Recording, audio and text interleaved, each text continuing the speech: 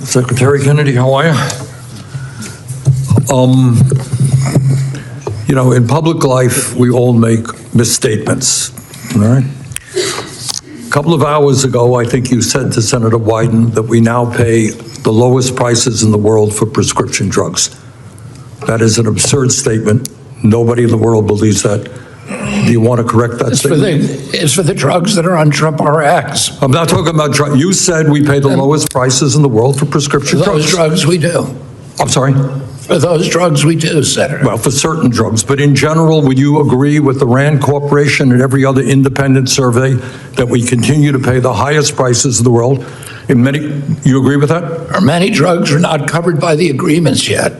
On average, do we pay the highest prices in the world? As we always have, except That's the right. most common I'm not drugs. saying this is a new development, but you said a moment ago that we pay the lowest prices in the world. The most common drugs we do, or GLPs, or IVF drugs, or COPD drugs, or asthma drugs, for insulin. Well, let me give you an example. For the cancer drug Opdivo, it costs $260,000 in the United States, costs $56,000 in Japan. We pay in the lowest prices, et cetera, et cetera. Senator Welch made the same point. All right, the bottom line is, look, there are thousands of drugs out there. There may be a drug here or a drug there. We pay lower prices. In general, according to the Rand Corporation, we now pay nearly 3 times as much for prescription drugs than 33 other countries in the OECD. You agree with that? For the most common drugs, we have the lowest. As we break down this intense exchange between Secretary Robert F. Kennedy Jr. and Senators Bernie Sanders and Raphael Warnock, it becomes clear that we are no longer just debating policy. We are debating the very definition of reality. This is a masterclass in political maneuvering, where theory is being used as a shield against the fact of rising costs and decimated public health divisions.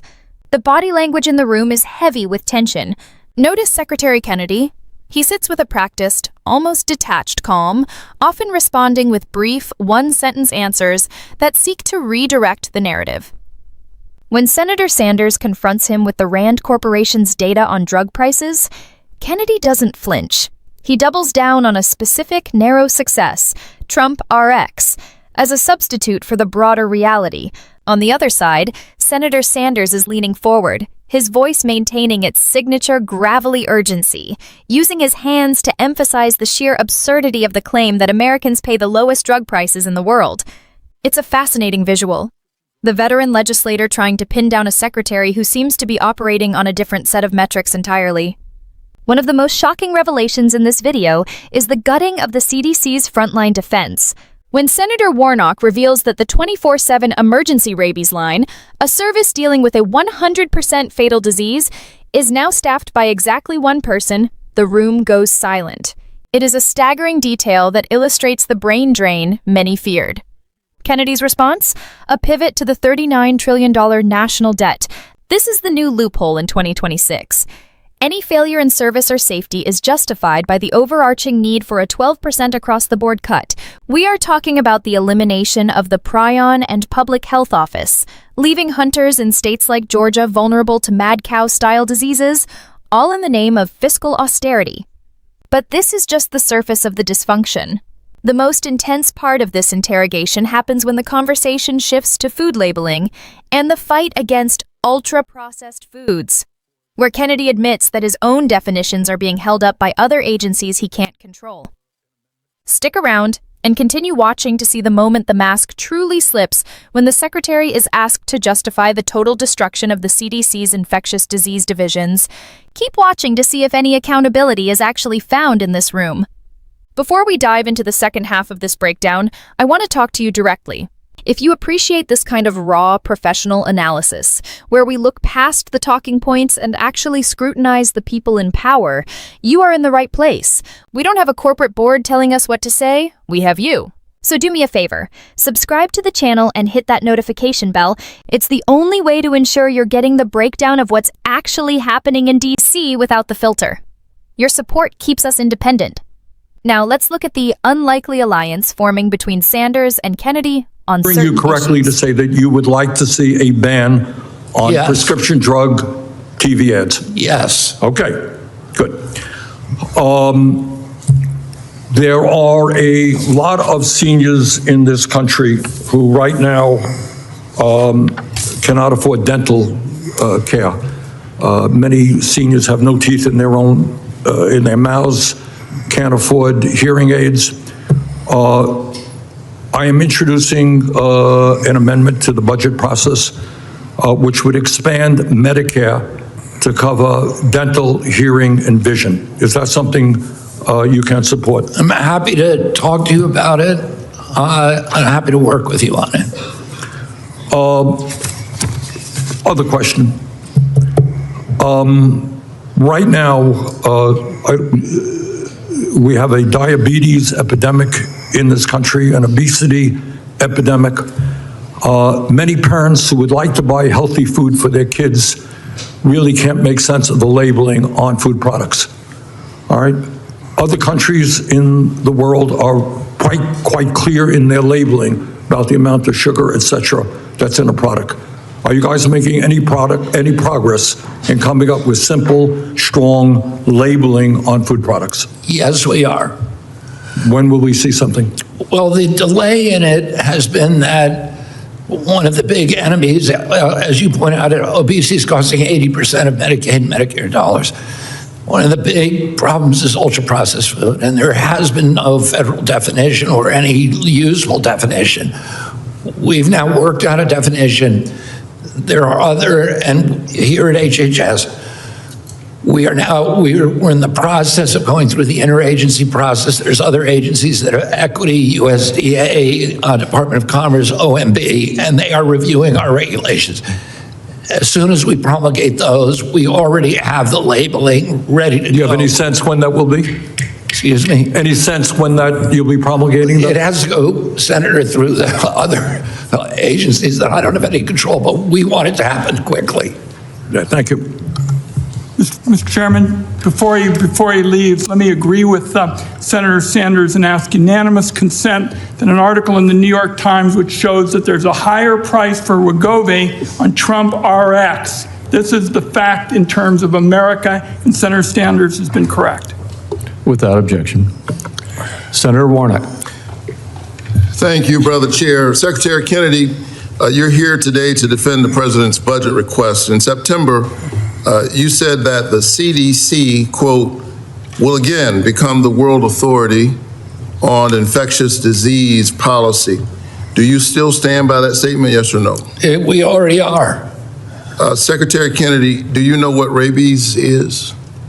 Rabies? Yeah, do you I know what it is? is. Okay, so Yeah. rabies, people contract rabies, as we know, through bites from infected animals like skunks, foxes, like raccoons, Yeah. and it can devastate a family. It When a can kill pet you. is infected, it is very serious. It's 100% fatal in humans Yes. if left untreated, and generally it's a horrific experience. Staff at the CDC Rabies Division in Atlanta, Georgia, have historically been able to field emergency calls 24/7 from providers about complex rabies cases using CDC expertise to determine appropriate care. Secretary Kennedy, since you and President Trump took office, do you know how many people are left to staff this 24/7 line?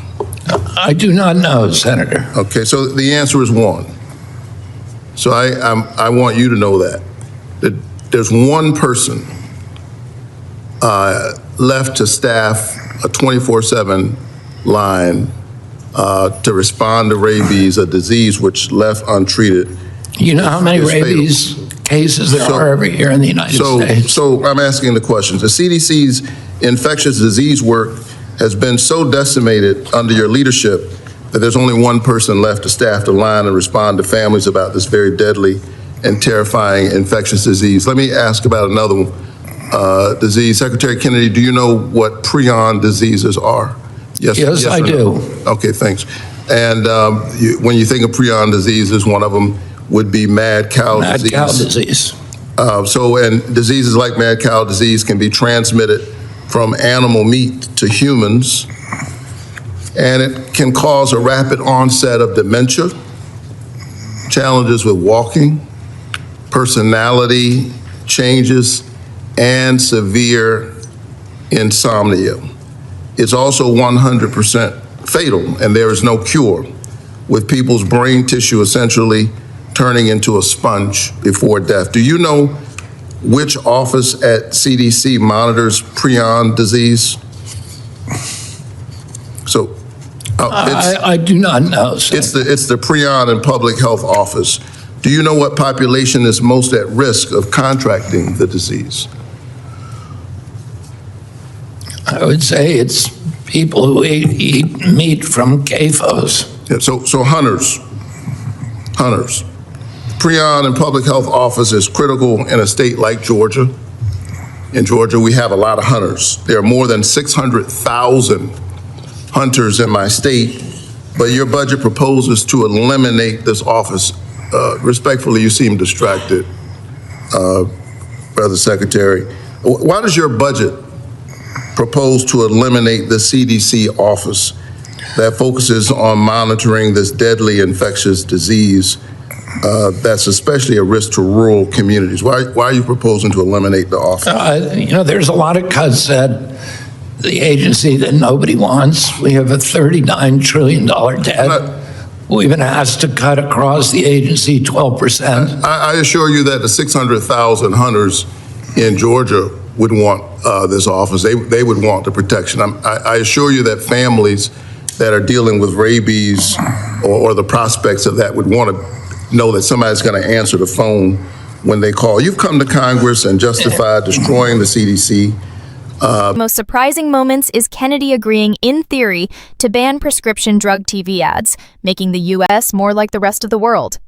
It's a rare moment of bipartisan overlap, but it's immediately muddied by Kennedy's claim that it's constitutionally impossible to enforce. This is a classic dodge, agreeing with the popular sentiment while simultaneously stating that his hands are tied by the Supreme Court. It allows him to maintain his renegade image without actually having to deliver on the policy. The discussion on food labeling is equally revealing. Kennedy claims the labeling is ready to go, but blames the interagency process, the USDA, Commerce, and OMB, for the delay. In 2026, we're seeing a government where the health secretary is increasingly at odds with the agriculture and commerce arms, highlighting a massive internal struggle over who actually controls the American diet. While Kennedy talks about the diabetes epidemic and obesity costing 80% of Medicaid dollars, the actual implementation of simple labeling remains stuck in a bureaucratic quagmire. Perhaps the most chilling observation comes from Senator Warnock. You seem distracted. This observation captures the essence of the hearing. As the senator lists the fatal consequences of prion diseases and rabies, Kennedy appears to be elsewhere, perhaps focused on the broader DOGE mandates or the next political firestorm. This perceived lack of focus on the small details, like a single staffer for a rabies line, is what critics argue makes this administration a national security risk.